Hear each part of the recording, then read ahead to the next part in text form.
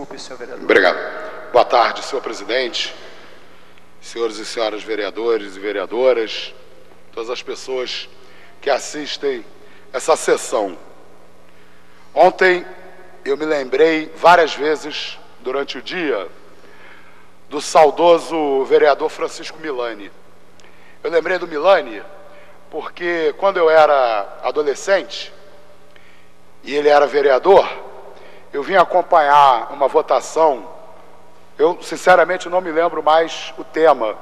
Eu sei que era relacionado ao movimento estudantil do Rio de Janeiro e saiu uma pancadaria muito grande nas galerias. Devia ser o passe livre, uma das questões do passe livre.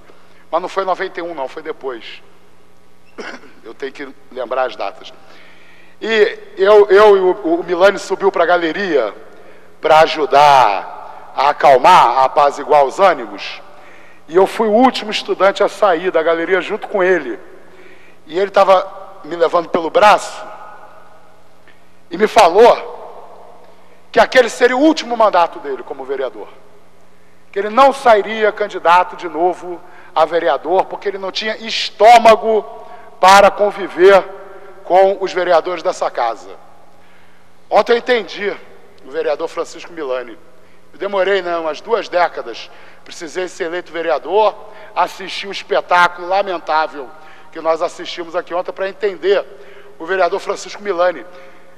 Quer dizer, pelo menos eu acho que eu entendi, porque a vilania dessa casa eu já conheço há muitas décadas. Talvez a diferença é que aqui dentro, como parlamentar, eu tenho que me conter diante da necessidade de manter o decoro parlamentar. Eu acho que, para a minha saúde física e emocional, seria muito melhor que ontem eu estivesse do lado de fora, junto com os manifestantes, porque aí eu não teria que me ater ao decoro parlamentar e poderia ter dito tudo que eu senti vontade de dizer, poderia ter tomado todas as atitudes que eu tive vontade de tomar ontem. Agora eu não sei, a minha dúvida sobre o dia de ontem é se eu senti mais nojo, mais repulsa, mais asco pelo que eu vi acontecer nessa casa, ou se eu senti mais nojo e mais asco ao assistir o Jornal Nacional à noite. Primeiro, asco de ver uma emissora de televisão absolutamente comprometida com um dos lados que estava em jogo nessa casa, mais uma vez tentar posar de imprensa isenta, de imprensa neutra, que está apenas interessada em informar a população. A população do Rio de Janeiro precisa saber que a Rede Globo tem interesse direto na manutenção da atual política de educação do nosso município, porque ela recebe milhões de reais em contratos com a Secretaria Municipal de Educação dessa cidade. A Rede Globo não é uma emissora isenta que está pairando acima dos interesses que estão sendo disputados nessa casa e que faz jornalismo com isenção. Se isso aqui fosse um processo judicial, a Rede Globo seria parte, seria ré junto com o prefeito Eduardo Paes e com a maioria dos vereadores dessa casa. Quem assistiu o Jornal Nacional ontem, primeiro, se está desinformado, se informa só pelo Jornal Nacional, deve estar impressionado como o prefeito Eduardo Paes, tadinho, está sendo vítima de uma conspiração do PSOL para, desmoralizar o seu governo. Olha, o Partido Socialismo e Liberdade está, sim, ao lado dos profissionais da educação.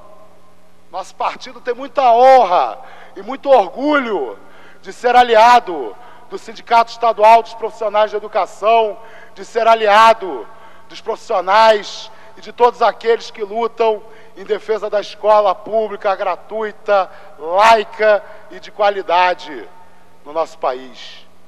Agora, o PSOL não vai aceitar servir de instrumento para a desmoralização do movimento dos profissionais da educação. Hoje, no jornal o Globo, o prefeito Eduardo Paes diz que existem interesses por trás do CEP e que os professores não entenderam nada. Ou seja, depois de submeter sistematicamente os profissionais da educação do nosso município a humilhações diárias, depois de submeter esta Câmara Municipal à humilhação, ao divórcio com o povo do Rio de Janeiro, o prefeito Eduardo Paes ainda tenta submeter mais uma vez, ofender mais uma vez os professores do nosso município, dizendo que eles não têm inteligência para entender o significado da política educacional do seu governo e para decidir livremente se vai fazer greve, se vai fazer manifestação, se vai ocupar a Câmara Municipal ou não. O Partido Socialismo e Liberdade tem orgulho de ser parceiro dos professores, dos profissionais de educação, mas o Partido Socialismo e Liberdade respeita a autonomia dos movimentos sociais, respeita a autonomia do movimento sindical e tem perfeita clareza e convicção de que os profissionais de educação estão mobilizados porque não suportam mais o assédio moral, não suportam mais a desvalorização profissional e não suportam mais serem desvalorizados para que a prefeitura possa usar recursos da Secretaria Municipal de Educação para encher as arcas, para encher os bolsos da família Marinho através dos contratos milionários com a Fundação Roberto Marinho. Ontem, essa casa, para poder aprovar um projeto de lei claramente contra os interesses da população brasileira, se utilizou de 2 entulhos autoritários que nós ainda não conseguimos varrer desse país, mas que nós vamos varrer.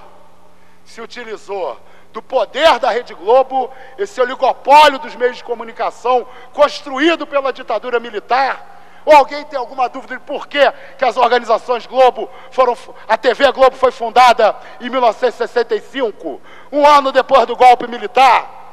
O jornal Globo, hipocritamente, fez autocrítica de um apoio editorial que deu ao golpe militar. O próprio clube militar, pelo qual eu não tenho nenhum respeito, aliás, diga-se de passagem, mas o próprio clube militar lançou uma nota, dizendo que não foi apoio editorial coisíssima nenhuma, mostrando editorial assinado pelo próprio Roberto Marinho, 10 anos depois do golpe, comemorando o golpe, 20 anos depois do golpe, comemorando o golpe. Construiu o seu império às custas da nossa democracia e vem ganhar dinheiro público às custas da qualidade da educação do nosso município e ainda tem a coragem de ficar posando de mídia independente e de mídia democrática.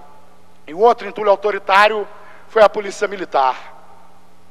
Fosse esse outro país, fosse esse um país em que as reformas democráticas tivessem realmente conseguido se implantar no período se implantar de maneira plena no período da derrubada da ditadura militar, nós não teríamos Rede Globo de televisão como esse oligopólio que ela representa hoje, não teríamos polícia militar. Aí eu queria ver como que os vereadores dessa casa iam poder trair o povo do Rio de Janeiro, iam poder apresentar um plano, aprovar um plano de cargos e salários que representa um golpe na educação pública da nossa cidade. Vereadores, façam bastante discurso, dizendo que são democratas, que respeitam a opinião pública, que respeitam a pluralidade, mas saibam que esse discurso vai convencer cada vez menos gente. Se não fosse a Polícia Militar e a Rede Globo, ontem os senhores não teriam condições nenhuma condição política de impor uma derrota tão grande ao povo do Rio de Janeiro. Bom, eu só posso dizer que eu estou muito tranquilo com as cenas dos próximos capítulos. Muito tranquilo. mas eu acho que tem 36 ou 37, agora eu não lembro mais. 36. Acho que tem 36 vereadores nessa casa que devem se preocupar. Eu mesmo fiz questão de entregar várias cópias dos relatórios com o mapa eleitoral dos vereadores dessa casa. Espero que os senhores tenham a coragem, quando forem convocados para debater com os professores nos seus bairros, que tenham a coragem de comparecer e de explicarem para os seus eleitores, né, quais foram os interesses que vocês representaram ontem nessa casa. Muito nojo mesmo.